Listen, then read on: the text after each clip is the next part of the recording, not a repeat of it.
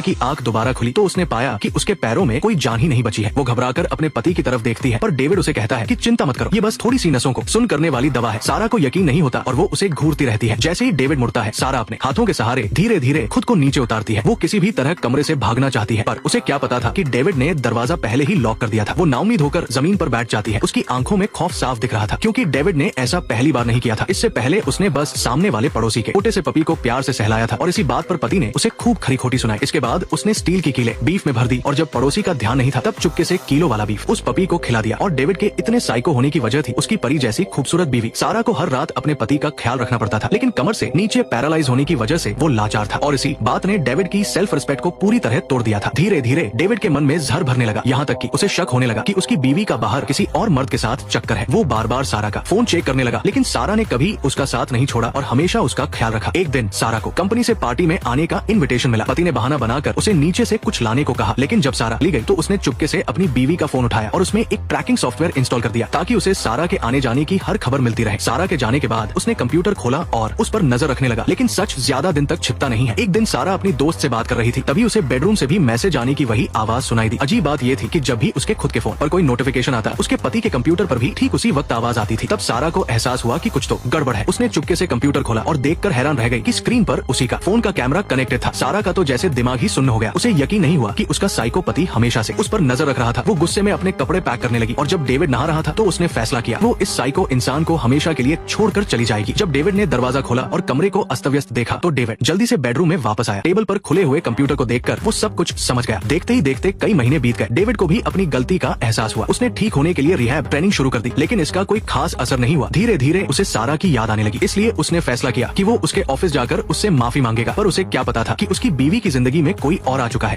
और भी ज्यादा गुस्सा इस बात पर आया कि वो आदमी कोई और नहीं बल्कि उसका सबसे अच्छा दोस्त राज था। दरअसल पहले वो और राज कलीग्स थे और उसी वजह से एक बार राज का गाड़ी चलाते हुए ध्यान भटका और एक भयंकर एक्सीडेंट हो गया और डेविड भी उसी में था और उसकी ये हालत हो गई। एक्सीडेंट के बाद राज अक्सर उससे मिलने घर आता था, पर उसे नहीं पता था कि वो और उसकी बीवी एक साथ हो गए हैं। डेविड ने चुपके से उनका पीछा किया और दोनों को इतने करीब देखा और उसके मन में एक शैतानी ख्याल आया। वो वापस गया, चाबी ढूंढी और अपनी जान पहचान का इस्तेमाल करके नसों को सुन करने वाली दवा मंगवाई। फिर वो सारा के घर के बाहर घात लगाकर बैठ गया। जैसे ही वो काम के लिए निकली, डेविड चुपके से उसके पीछे हो लिया और ऐसा दिखाया जैसे वो अचानक मिल गए हो। पर इस वक्त सारा उससे कोई बात नहीं करना चाहती थी। जैसे ही वो मुड़कर जाने लगी, डेविड ने खुद ही उसे तलाक देने की बात की और कहा कि वो अपना सारा निजी सामान ले जाना चाहता है। इस तरह दोनों वापस अपार्टमेंट आ गए और जैसे ही सारा अपना सामान पैक कर रही थी, डेविड ने बेहोशी वाला इंजेक्शन निकाल लिया। जब उसकी आंख दोबारा खुली तो उसके हाथ पैर बंधे हुए थे। सारा खुद को छुड़ाने के लिए छटता रही थी। उसे यकीन नहीं हो रहा था कि डेविड इतना बदल जाएगा। पड़ोसियों को कुछ सुनाई न दे, इसलिए उसने म्यूजिक एकदम तेज कर दिया। फिर उसने सारा के बैग से उसका फोन निकाला और अपनी बीवी की तरफ से उसके बॉयफ्रेंड को एक ब्रेकअप मैसेज